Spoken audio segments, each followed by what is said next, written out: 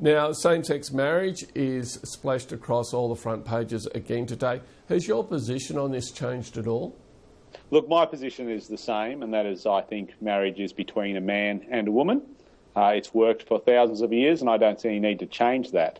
And frankly, what I am loving is that I'm not in Canberra and I'm back out in the electorate of Mallee, and what people are talking to me about all this week is more money for roads and better mobile phone coverage. Well, we'll certainly get to those issues, but on same-sex marriage, there's two kind of debates: the merits of same-sex marriage, and the other debate is about whether MPs who are voted to reflect the views of their community are allowed a free vote or not. Now, you're opposed to same-sex marriage, but what about the concept of a free vote? Well, I've always said one of the beauties of being in the National Party is the freedom that entails. So, you know, the National Party holds a set of values, but at the end of the day, we do respect individual freedom. We respect individuals' rights to determine how they should vote, and that's why I'm a Nat and not a Lib.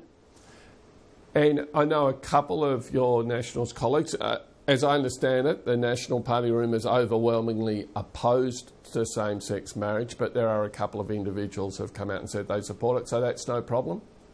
Well, that's their conscience that they've got to deal with. That's up to them. But I think they're ultimately responsible to the values they believe in and the electorates they represent.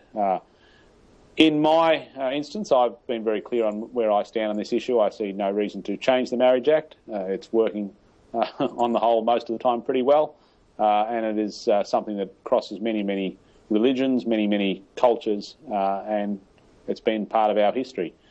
And look, it's not the issue that I'm being overwhelmed with. I get the odd email from people outside of the electorate, but really this week has been a great week for the government.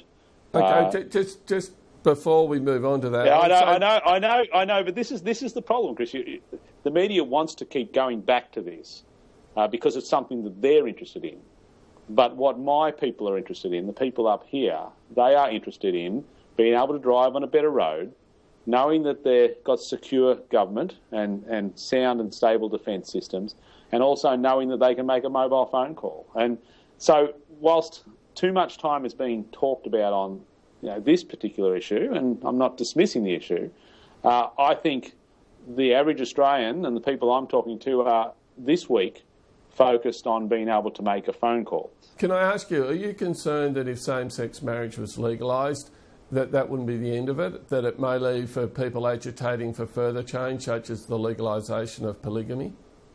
Well, look, what I will say is if you look at the law, and that's what I've got to look at, there is equality under the law. So unions are recognised, whether they are a heterosexual de facto, a homosexual de facto relationship, they are recognised under a civil union in each state, and there is equality in rights as far as the opportunity to leave assets to a partner, to have powers of attorney, to have access to IVF, to have access to adoption rights. So the word marriage equality is actually not an equality issue when you look at the law.